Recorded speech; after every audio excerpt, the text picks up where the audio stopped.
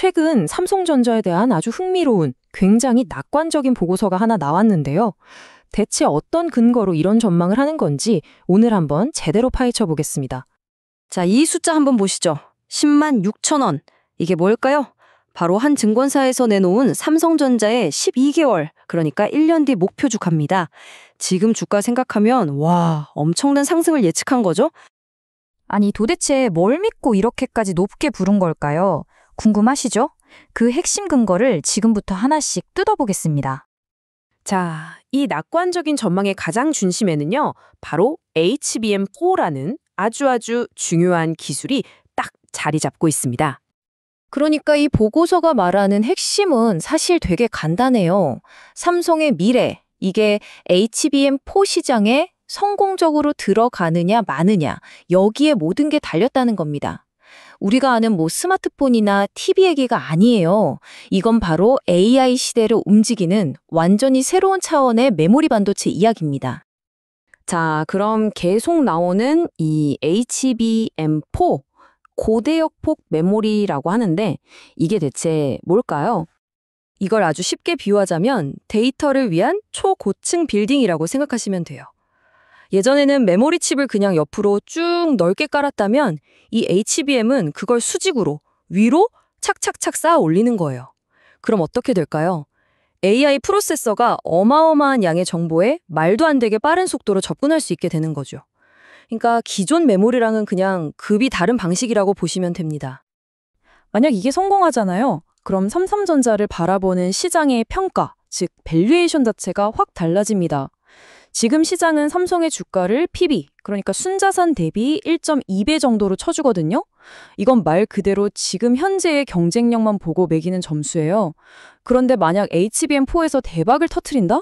그러면 투자자들이 와, 이 회사의 미래는 다르다 하면서 예전에 가장 좋았을 때 받았던 평가, 그러니까 PB 1.5배까지도 충분히 받을 수 있다는 계산이 나오는 겁니다. 그럼 삼성이 가진 기술적인 무기는 뭘까요? 이 보고서가 딱 짚어주는 게 있는데요. 우선 핵심이 되는 D램에는 더 발전된 1C 나노 기술을 쓰고요. 이걸 컨트롤하는 로직 다이에는 최첨단 4나노 공정을 쓴다는 겁니다. 복잡하게 들리지만 한마디로 경쟁사보다 더 좋고 효율적인 부품을 쓴다는 얘기죠. 그리고 더 좋은 소식은 뭐냐면 이 새로운 D램의 초기 수율 있잖아요. 그러니까 불량품 없이 제대로 만들어내는 비율이 생각보다 아주 잘 나오고 있다는 겁니다. 출발이 좋다는 거죠. 그런데 말이죠. 이렇게 다 좋아 보이는데 아주 큰 산 하나를 넘어야 합니다. 그게 뭐냐? 바로 열이에요, 열. 생각해보세요. 칩을 아파트처럼 높이 쌓아 올리니까 열이 빠져나갈 구멍이 마땅치 않은 거죠. 그래서 보고서도 딱 잘라 말합니다. 이 뜨거운 열을 어떻게 잡느냐가 HBM4 성공의 가장 큰 기술적 숙제라고요. 자, 지금까지는 삼성전자 자체의 기술력에 집중했다면 이제는 시야를 좀 더 넓혀 볼게요.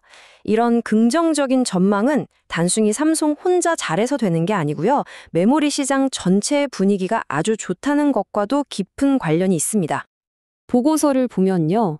2026년쯤 되면 전 세계 메모리 시장이 아주 건강하고 또 균형이 잘 잡힌 상태가 될 거라고 예측하고 있어요. 자, 이 표를 보시면 2026년에 D램이나 낸드나 시장에서 필요로 하는 양, 즉 수요 증가율하고 만들어내는 양, 공급 증가율이 거의 비슷하죠. 14.1% 대 14.2% 거의 똑같잖아요. 이게 왜 중요하냐면 물건이 너무 많이 풀려서 가격이 폭락할 걱정이 없다는 뜻이거든요. 삼성 같은 공급자 입장에서는 정말 안정적으로 사업할 수 있는 최적의 환경이 만들어지는 셈입니다. 오케이, 그럼 기술도 좋고 시장 상황도 좋다 이거예요. 그럼 이게 삼성의 실제 실적, 그러니까 돈 버는 데는 얼마나 큰 영향을 미칠까요? 와, 이 그래프 좀 보세요. 이 기대감이 숫자로 딱 보이죠. 2025년 예상 영업이익이 34조 3천억 원인데 불과 1년 뒤인 2026년에는 이게 무려 53조 원으로 점프합니다. 1년 만에 54%가 늘어나는 정말 어마어마한 예측이죠. 그러면서 보고서는 아주 중요한 포인트를 짚어줍니다. 바로 이 엄청난 이익 점프는 거의 전부가 반도체 사업부에서 나오는 거다라고요. 자, 이 도넛 차트를 보면 더 확실해지죠. 2026년에 벌어들일 걸로 예상되는 영업이익 53조 원 중에서 보세요. 무려 68%, 거의 3분의 2가 바로 반도체, DS 부문에서 나옵니다. 금액으로만 36조 원이 넘어요. 우리가 아는 스마트폰 같은 모바일 부문은 24% 정도고요. 나머지는 다 합쳐도 8%밖에 안 됩니다. 이건 뭐 그냥 반도체가 삼성 전체를 먹여 살리는 구조라고 봐도 무방하겠죠. 자, 그런데 이렇게 좋은 얘기만 할 수는 없겠죠. 어떤 분석이든 리스크를 빼놓고 얘기하면 안 되잖아요? 이 애널리스트가 콕 집어서 경고한 위험 요인은 과연 뭘까요? 이 모든 장밋빛 전망을 한순간에 흔들어버릴 수 있는 아주 큰 변수가 하나 있습니다.